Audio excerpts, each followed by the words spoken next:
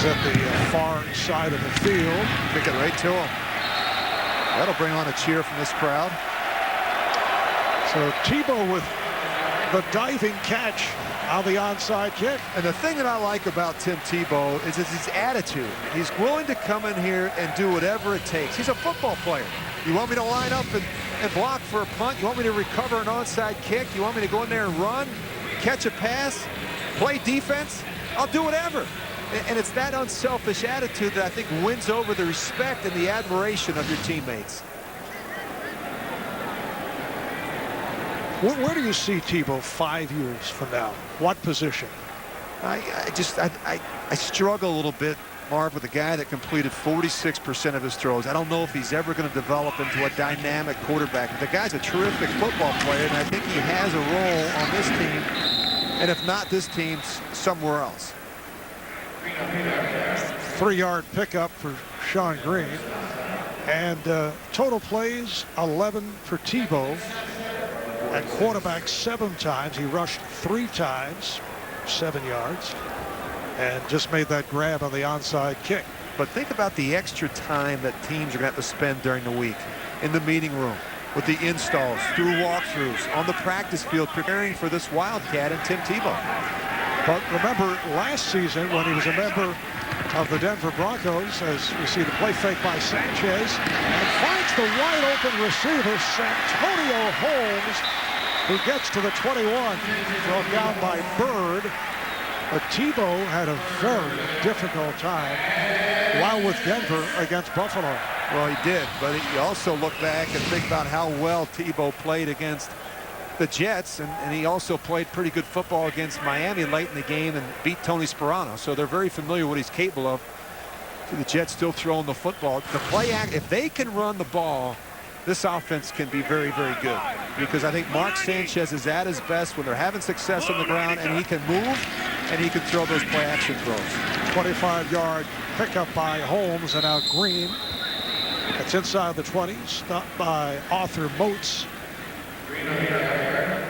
You look at the Jet schedule next week. They have the Steelers in Pittsburgh, and then at Miami, home for San Francisco, followed by a Monday night game against Houston. A very tough opening schedule, and an oddity of the schedule. They do not face Buffalo again until December 30th in Buffalo. That's the final game of the regular season. Who knows, it could be for a playoff spot. But think about that, the 2 road trips, and then of course back-to-back home games against divisional winners with top 5 defenses in the 49ers and Texans. We're going to find out about this Jets offense early. Straight ahead move by Green.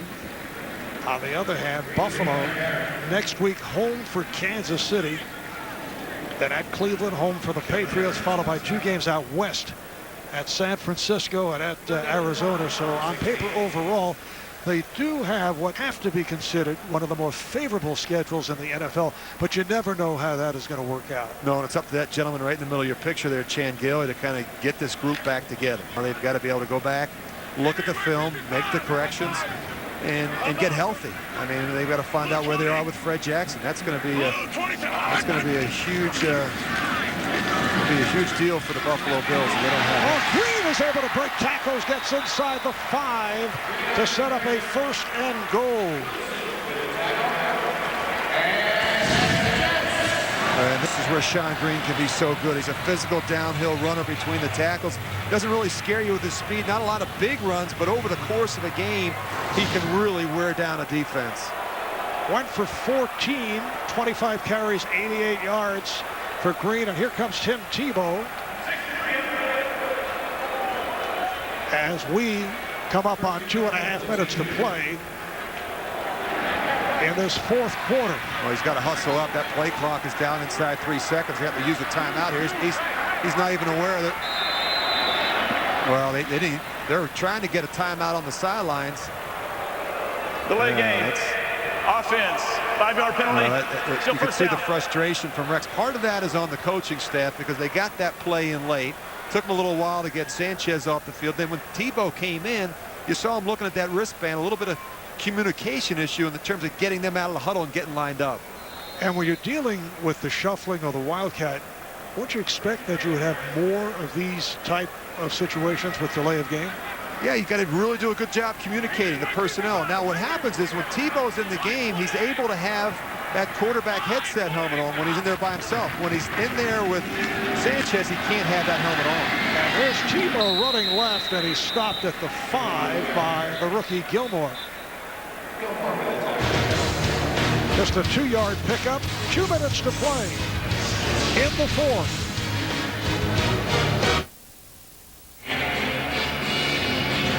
Down to 2 minutes to play in the 4th. Mark Sanchez back on the field for a 2nd and goal, now back at the 6.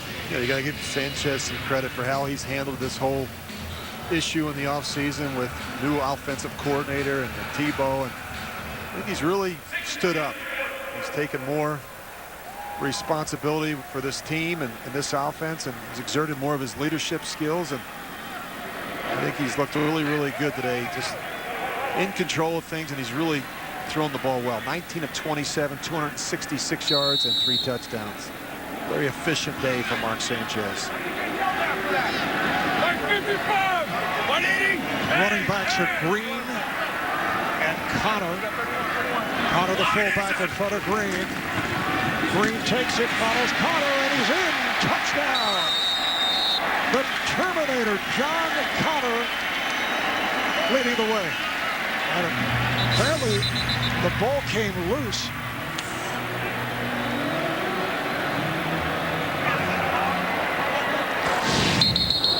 Let's take a look here, because it looked like the Brickashaw Ferguson tried to pounce on it. Under 2 minutes. Only Yes. So Ferguson gets credit for the touchdown.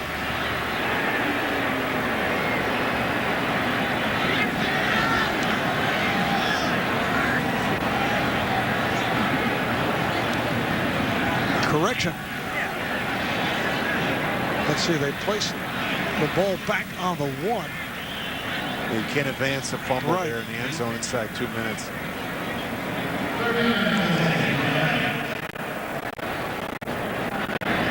Very fortunate that that ball wound up in the hands of Brickashaw Ferguson. They'll have a 3rd and goal at the 1. Another opportunity. On 2 minutes remaining in the game, only the fumbler can recover it. Otherwise they bring it back. That goes way back to the days of fumbling forward. Dave Casper, Right. the Oakland Raiders. That great, I think, believe it was a playoff game against Miami.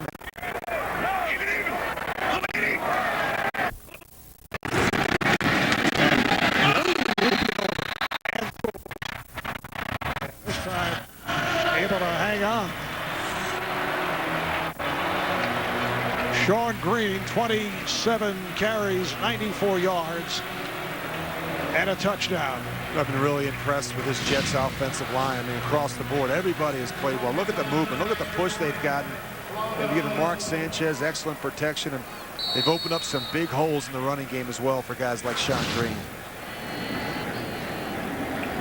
So Nick Falk on for the extra point.